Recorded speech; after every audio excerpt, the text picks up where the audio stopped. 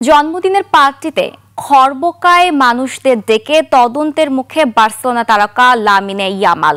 স্পেনের সামাজিক অধিকার বিষয়ক মন্ত্রণালয় প্রতিবন্ধী আইন লঙ্ঘনের অভিযোগ তদন্তের অনুরোধ করেছে। অনুষ্ঠানে প্রতিবন্ধীদের অপমান বা উপহাস করে আইনের লঙ্ঘন করা হয়েছে কিনা তা খতিয়ে দেখা হবে। এদিকে জন্মদিন উদযাপন শেষে বিতর্ক মাথায় নিয়ে বার্সার প্রাক মৌসুমের অনুশীলনে যোগ দিয়েছেন ইয়ামাল।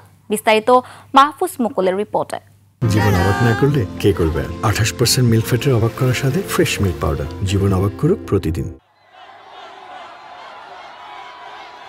বার্সেলোনার উদীয়মান ফুটবল সেন্সেশন লামিনে ইয়ামাল জাঁকজমকপূর্ণভাবে উদযাপন করেন 18তম জন্মদিন।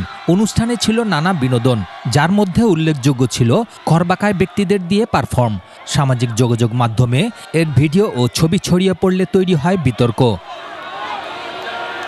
জন্মদিনের পার্টিতে খর্বাকায় ব্যক্তিদের বিনোদনে নিয়োগের অভিযোগের বিরুদ্ধে একটি স্প্যানিশ প্রতিবন্ধী অধিকার গোষ্ঠী এডিইই আইনি পদক্ষেপ নেয়ার ঘোষণা দেয়। এই প্রথাকে বৈষম্যমূলক বলে নিন্দা জানিয়েছেন তারা।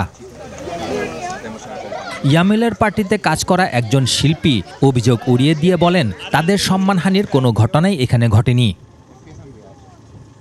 ইয়ামেল জন্মদিন উদযাপন করেন তারকাখচিত একটি জাম্বরির মাধ্যমে।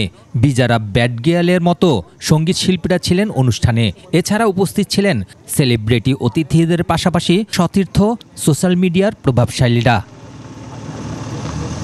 এই মরশুমে বার্সার হয়ে লা লিগা, কোপা দেল রে ও স্প্যানিশ সুপার কাপ জিতেছেন এই ফরোয়ার্ড।